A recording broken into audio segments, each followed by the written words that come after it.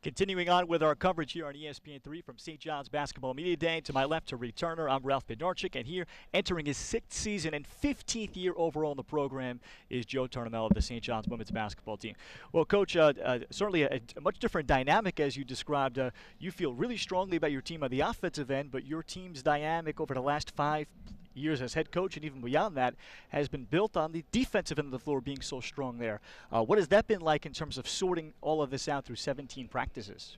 Well, it's been certainly a somewhat of a longer process in the preseason, but I think it's just like any year, depending on the team that you have, the dynamic that you have. We're going to instill our principles defensively and how we want to play, and we're going to work on those things until we feel pretty good about where we are.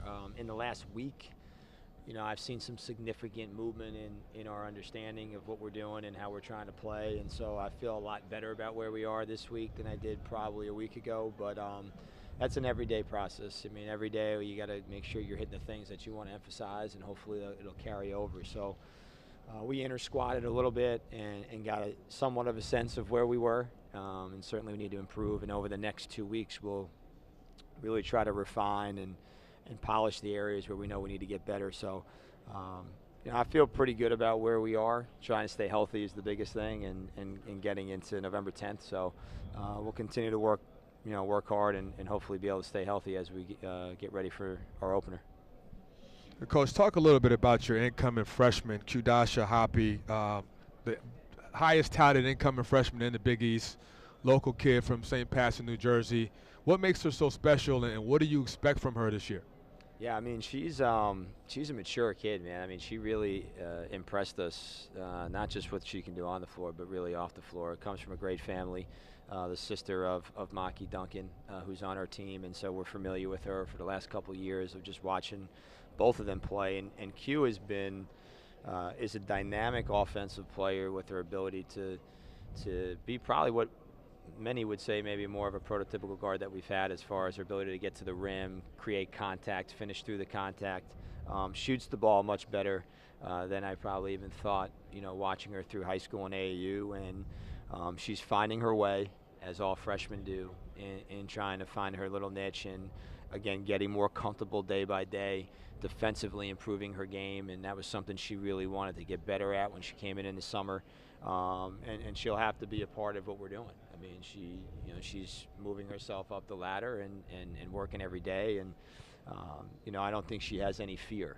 She's got that Staten Island in her, like Lewis did, and I don't think there'll be a situation that will be bigger, or the moment that'll be too big for her. Right. And that's why she's played for a great AAU program, played at the highest level, so she's been in some big games. So we expect a lot from her. We expect a lot from her. Coach, you transition me nicely. No fear. Your non-conference schedule in a situation where you're more perhaps on the younger side. 7 of your 9 non-conference teams at the minimum all won 20-plus games. With 1 win down in the Gulf Coast Showcase, you'll take on the defending national champions in South Carolina, and probably another good team on top of that, depending on how you finish. You didn't dodge anybody through this non-conference schedule, despite having a lot of youth and what you've graduated, especially the last 2 years. What was your approach towards that? Because you're going to put this younger team through the grinder instantly.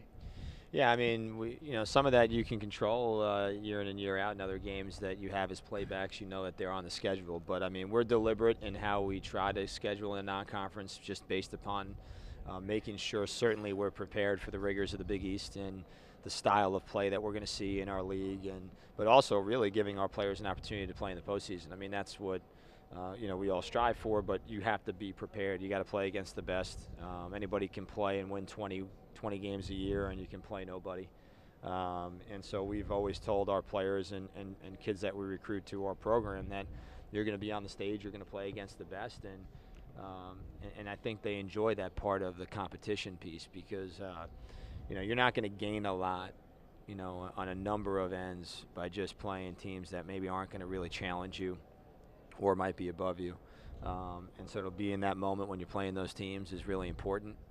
Giving yourself every opportunity, like we had years ago, to play against ranked teams day in and day out, have a chance to really get those signature wins during the year.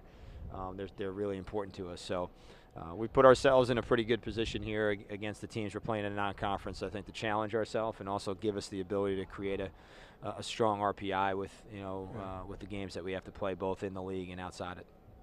Well, one of your senior leaders is Imani Littleton from the West Coast, California, and she's gone through a lot. She's had some adversity in her life, recently lost her mom, and I'm just curious, just watching her growth from a freshman to a senior, her leadership, how important is it to you personally and to a team that's primarily freshmen and sophomores? Yeah, I mean, Imani has a special place in my heart because she could have left. I mean, literally could have left after her first year. She lost her mother shortly after signing her NLI with us, and to come out here to then go through her freshman year where she didn't play a lot, stuck with it, was loyal to everybody in the program, and she has blossomed, and I thought had a huge year last year. I mean, breakout year, and then she got hurt, and we lost her for 8 games, and that affected us last year. As good as Maya Singleton was when she came in, losing Imani, who I thought was playing unbelievably through the year, certainly gave us less depth in that area. But I couldn't be prouder of a player that we've had in our program. She's an unbelievable kid,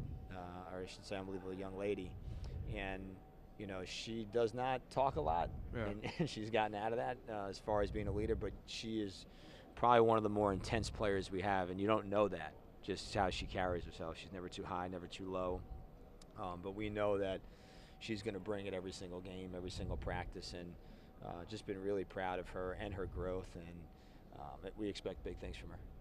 Coach, you brought in, last thing, you brought in a local player from Far Rockaway, New York that not a lot of people knew about, Kayla Charles, but at 6'3", she's going to have to be at the minimum your third post player. And all of a sudden the preseason talk is that this young lady is blossoming rapidly. Give us the latest on who Kayla Charles is today and who she might become from basically your backyard. Yeah, I mean, the fact that not a lot of people know about her is great, and we keep it that way till they see her. But, I think someone who came in with we didn't really know what the ceiling would be for her. I can tell you that every day she does something new, something eye-opening, something that is exciting. Because when you look at her as a player, she's probably got the most length we've ever had, or I've ever had as a head coach in the lane. She's developing her IQ every day because she's learning different things, different system. She has a chance to be pretty special. I mean, she certainly needs to get time, and we've talked about that at length about, understanding what it's going to mean for her to get minutes in a game and how she's going to have to play to maintain those minutes or to be able to stay in a game. But as far as her talent, we have been really, really excited about what she's brought, pleasantly surprised, and she's done really well both on and off the floor. I mean, so to come in and do as well as she's done in the classroom really speaks volumes to what she's doing, and our staff couldn't be happy about where she is. You looked at her the first day in the summer, and you kind of were going like, okay, is this kid going to figure it out or not? Her teammates are looking around. Now they're going, oh, that kid's pretty good. She's really good. Okay, all right. Okay, we got it.